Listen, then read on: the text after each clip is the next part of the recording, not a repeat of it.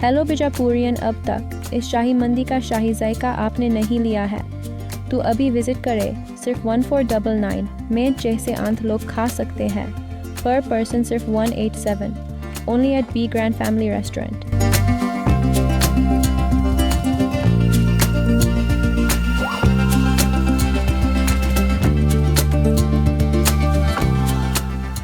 मैं हूं आबिद हुसैन शेख, आपका खैर मकदम कर्नाटक एक्सप्रेस में। सबसे पहले नजर आज की हेडलाइंस पर।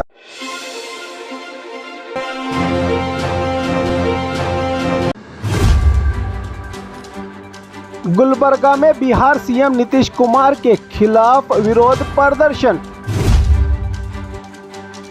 कर्नाटक में भारी ठंड की लहर, उत्तर कर्नाटक के जिलों के लिए जारी हुआ येलो अलर्ट।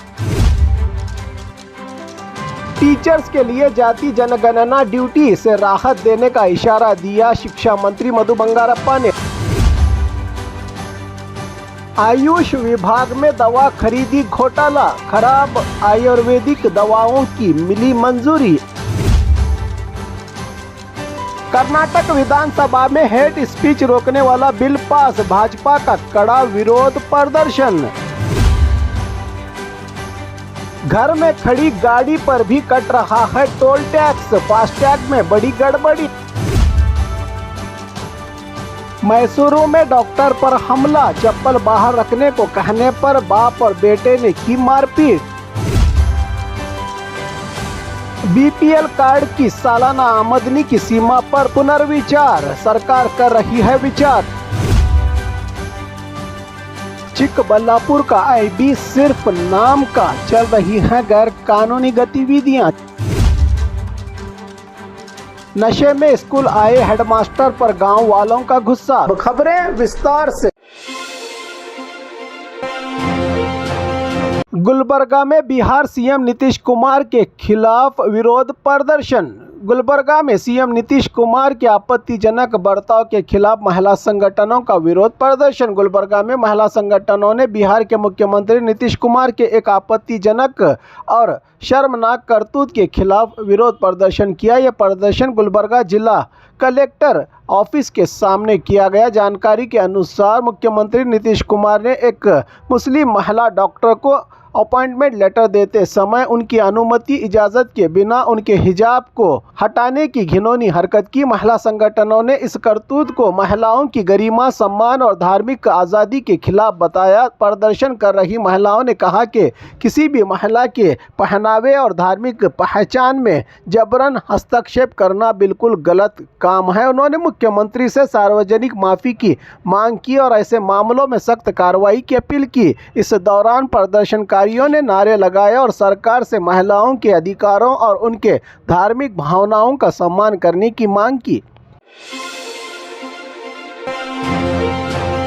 कर्नाटक में भारी ठंड की लहर, उत्तर कर्नाटक के जिलों के लिए जारी हुआ येलो अलर्ट। कर्नाटक में अगले 5 दिनों तक कड़ाके की ठंड पड़ने की संभावना जताई गई है। मौसम विभाग की ओर से Karnataka state natural disaster monitoring centre KSNDMC ने उत्तर कर्नाटक के बीदर, गुलबर्गा, बीजापुर और रायचूर जिलों के लिए येलो अलर्ट जारी किया है। मौसम विभाग के अनुसार ठंडी हवाओं के कारण तापमान में और गिरावट दर्ज की गई है। उत्तर कर्नाटक के अंदरूनी इलाकों में तापमान 8 से 12 डिग्री सेल्सियस तक पहुंच रहा है। ये हालात साइबेरिया की ठंडी हवाओं और लानीना के प्रभाव से बनी हुई है, बताया है मौसम विभाग ने। बेंगलुरु में भी कई सालों की सबसे ठंडी दिसंबर महसूस की जा रही है। अधिकारियों ने लोगों को सावधानी बरतने की सलाह दी है और स्टूडेंट की सुरक्षा के लिए स्कूलों के टाइम में बदलाव पर भी विचार किया जा रहा है। आने वाले दिनों में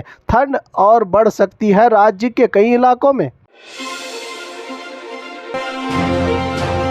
टीचर्स के लिए जाति जनगणना ड्यूटी से राहत देने का इशारा दिया शिक्षा मंत्री मधु बंगारप्पा ने। राज्य सरकार ने टीचर्स को बड़ी राहत देने का इशारा दिया है। आने वाली जाति जनगणना में टीचर्स की ड्यूटी न लगाने को लेकर राज्य सरकार ने केंद्र सरकार से अपील की है। इस बारे में स्कूल शिक्षा मंत्री मधु बंगारप्पा ने अहम बयान दिया है। मंत्री ने कहा कि केंद्र सरकार के रूल्स और गाइडलाइंस के अनुसार ही टीचर्स की नियुक्ति की जाती है, लेकिन टीचर्स पर अतिरिक्त बोझ कम करने के लिए राज्य सरकार ने उन्हें जाति जनगणना जैसे कार्यों से मुक्त रखने की मांग करते हुए केंद्र को पत्र लिखा है। सरकार के इस कदम से टीचर्स को राहत मिलने की उम्मीद फिलहाल ये टीचर्स के लिए एक अच्छी खबर मानी जा रही है, क्योंकि सरकार जाति जनगणना के काम से उनका बोझ कम करने का इशारा दे रही है।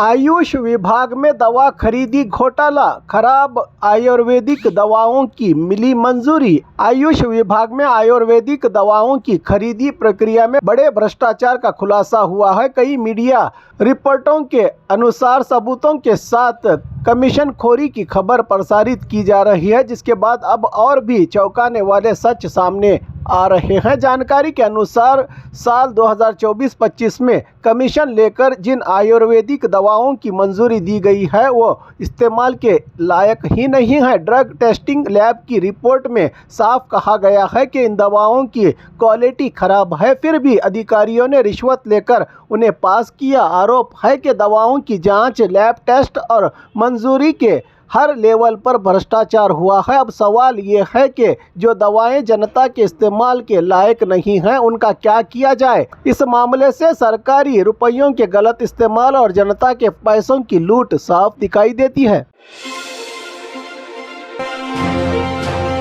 कर्नाटक विधानसभा में हेट स्पीच रोकने वाला बिल पास, भाजपा का कड़ा विरोध प्रदर्शन। कर्नाटक विधानसभा में नफरत भरे भाषण और नफरत से जुड़े अपराधों पर रोक लगाने वाला बिल 2025 पास कर दिया गया है। अपोजिशन दल भाजपा और जेडीएस के कड़े विरोध और हंगामे के बीच स्पीकर यूटी कादर ने इस बिल को मंजूरी दी। बिल पास होने के दौरान सदन में भारी शोर शराबा देखने को मिला। भाजपा विधायकों ने बिल की कॉपियां फाड़ दी और स्पीकर के फैसले पर गंभीर आरोप लगाए। इसके बावजूद सरकार ने मतदान करवाकर बिल पारित करवाया। विधानसभा में गृह मंत्री डॉक्टर जी परमेश्वर ने कहा कि हाल ही के दिनों में समाज में नफरत फैलाने वाले बयाने बढ़ रहे हैं, उन्हें रोकने के लिए ये कानून ज़रूरी है। उन्होंने बताया कि ये कानून केवल भाषण तक सीमित नहीं होगा, बल्कि किताबें, प्रिंट और इलेक्ट्रॉनिक मीडिया पर भी लागू होगा। बिल में अमेंडमेंट के बाद बार बार नफरत भरा भाषण देने पर कम से कम 7 साल की जेल और जुर्माने का प्राविधान रखा गया है। इस बिल में भाजपा ने इसे अभिव्यक्ति, बोलने की आज़ादी पर हमला बताया, जबकि सरकार का कहना है कि यह कानून सामाजिक शांति बनाए रखने के लिए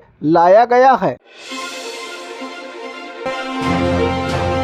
घर में खड़ी गाड़ी पर भी कट रहा है टोल टैक्स। फास्टैग में बड़ी गड़बड़ी। अगर आप हाईवे पर सफर करते हैं तो ये खबर आपके लिए ज़रूरी है। अब फास्टैग से टोल टैक्स उस समय भी कट रहा है जब गाड़ी घर में खड़ी हो। ऐसा ही एक मामला बेंगलुरु के संजय नगर निवासी किरण मूर्ति के साथ सामने आया है। किरण मूर्ति पिछले 8 साल से इनोवा कार चला रहे हैं। उनका कहना है कि पिछले 2.5 साल से उनकी गाड़ी घर में ही खड़ी होने के बावजूद फास्टैग से बार बार टोल टैक्स कट रहा है। उन्होंने कई बार बैंक में शिकायत की और कुछ रकम वापस भी मिली, लेकिन समस्या पूरी तरह खत्म नहीं हुई। हाल ही में नया फास्टैग एक्टिव करने के कुछ ही घंटों बाद ही आंध्र प्रदेश के एक टोल प्लाजा पर टोल कटने का मैसेज आया, जबकि गाड़ी घर में ही मौजूद थी। इससे उन्हें शक है कि कहीं कोई इनके वाहन नंबर का गलत इस्तेमाल तो नहीं कर रहा है। अब तक करीब 5,000 रुपये टोल के रूप में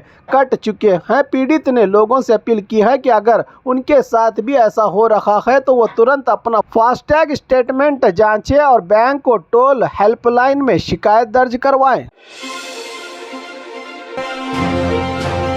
मैसूरू में डॉक्टर पर हमला, चप्पल बाहर रखने को कहने पर बाप और बेटे ने की मारपीट। मैसूरू से एक बेहद चिंताजनक घटना सामने आई है। एक चाइल्ड हॉस्पिटल में सेवा देने वाले डॉक्टर अनूप पर मरीज के साथ आए पिता और बेटे ने हमला कर दिया। बताया जा रहा है कि डॉक्टर ने इलाज से पहले चप्पल बाहर रखने को कहा था। इसी बात पर दोनों नाराज हो गए और डॉक्टर से मारपीट की। आरोपियों की पहचान रबियाज और उनके पिता के रूप में हुई है। हमले के दौरान डॉक्टर को धक्का दिया गया, जिससे वो सीढ़ियों के पास गिरते गिरते बच गए। इस घटना से डॉक्टरों में भारी आक्रोश और डर का माहौल है। डॉक्टरों और सामाजिक संगठनों ने इस हमले की कड़ी निंदा की है और आरोपियों की तुरंत गिरफ्तारी की मांग की है। उनका कहना है कि मरीज की सेवा करने वाले डॉक्टरों पर हमला किसी भी हालत में बर्दाश्त नहीं किया जा सकता। पुलिस की कार्रवाई पर भी सवाल उठ रहे हैं क्योंकि अब तक कोई ठोस कदम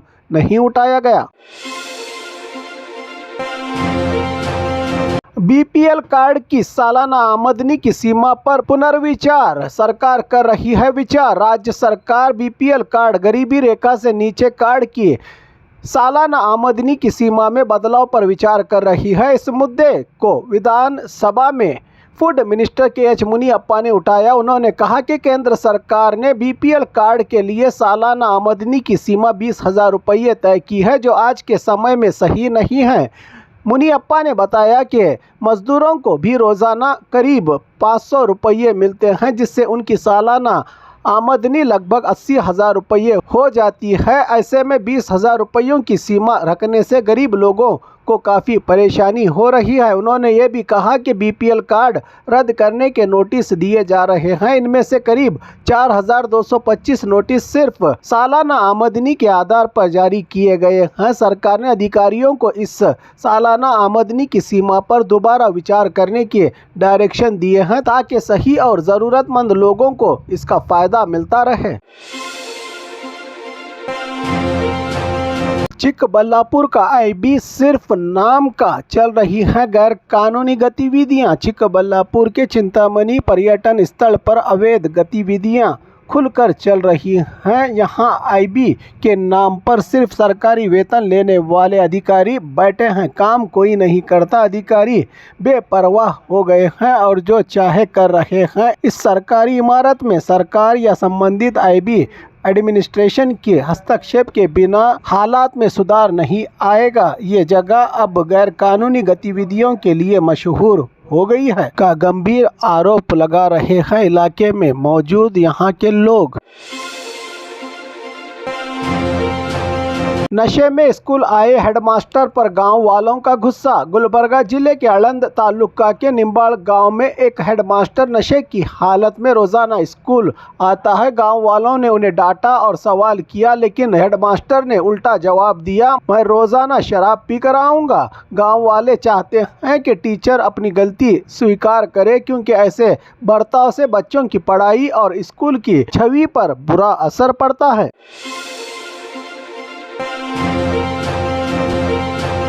और खबरों के लिए देखते रहिए कर्नाटक एक्सप्रेस।